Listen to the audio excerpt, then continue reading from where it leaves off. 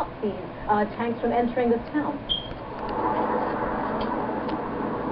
That's right. We've been talking to one student protester. He's from a town called Syria, which is about an hour's drive from Jisr al-Shughur, and he described to us in text messaging this morning how last night until midnight demonstrators were trying to stop a column of tanks from going through their town to this rebellious town of Jisr al-Shughur.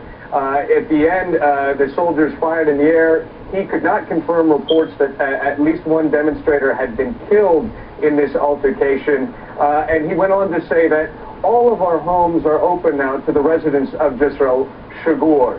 Now, why is he saying that? Because we're hearing from residents themselves that up to tens of thousands of residents have fled that Syrian border town in the last couple of days. And we can confirm that here in Turkey, you can see this refugee camp run by the Turkish Red Crescent over my shoulder. There are more than 1,500 Syrian refugees there.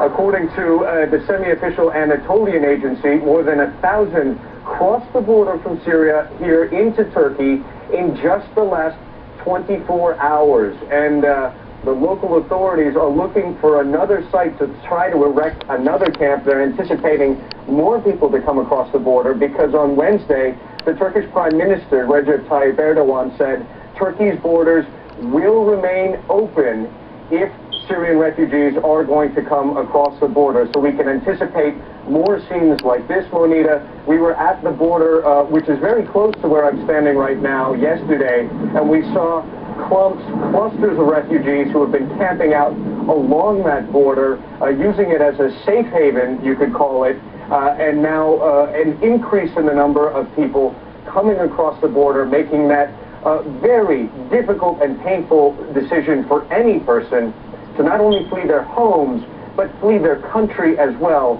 to seek shelter in a foreign country. Juanita? Ivan, not only is this a very violent situation, but it's becoming a dire humanitarian crisis now that we are seeing not only within the country of Syria, but also along the border with Turkey. Describe for us the conditions of these camps that you're seeing. Well, right here, the conditions are quite good. I mean, these people are living in tents. Some of them have been here since late April when the first wave of several people came across the border. What's interesting is the way the Turkish authorities are dealing with it. They are providing food, they're providing medical care, they've been medevacing wounded civilians, at least 3, according to one refugee I talked to yesterday, across the border to local hospitals. But they are also embarrassed by this situation. The Syrian President Bashar al-Assad has long been a close ally of the Turkish Prime Minister. News that his forces may have been involved in the deaths of more than 1,000 Syrian civilians over the last 2.5 months.